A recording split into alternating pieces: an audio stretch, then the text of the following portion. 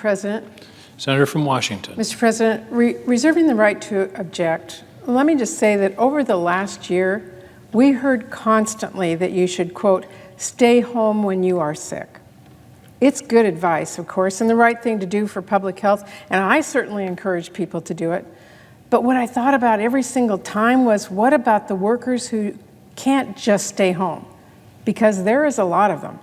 Right now, 32 million American workers do not have access to a single paid sick day. Let me repeat that. 32 million people in the United States will lose pay if they stay home because they are sick or because they have to care for a sick loved one. And only 20% of private sector workers in the United States have paid family leave through their employer, meaning millions of workers will lose pay if they give birth or have a sick child, for just a few examples.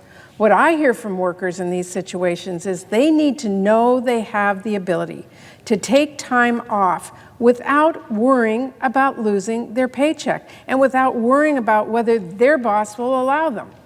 That's why I'm on the floor today to object in the strongest terms to the misleading titled bill the senator from Utah just proposed. His bill will allow employers to offer workers comp time instead of time and a half pay when workers put in overtime. Now, here's why this won't work when it comes to taking paid leave.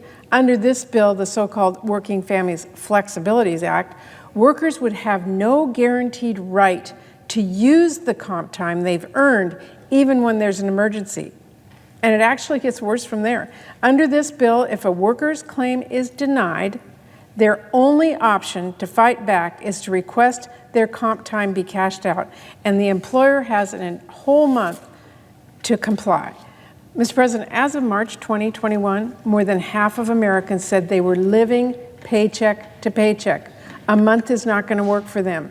Anyone who is serious about making sure workers can support themselves and care for themselves and their families should reject this bill and work with my colleagues and I to pass Senator Gillibrand's Family Act and the Healthy Families Act Congresswoman DeLauro and I introduced.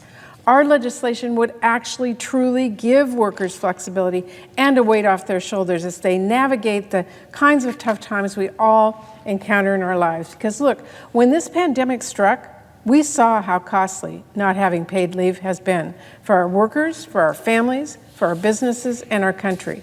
Millions of workers were forced to choose between the well-being of themselves and their coworkers and their families or their paycheck. Millions were infected, and millions more, especially women and workers of color, were forced out of their jobs in large part due to lacking paid leave or quality, affordable childcare options. This pandemic has really made it more clear than ever. It is far past time we make paid leave a right for all, not just a privilege for some. Now is not the time for more false choices and stress for our workers. It is a time to get real solutions over the finish line. So I object.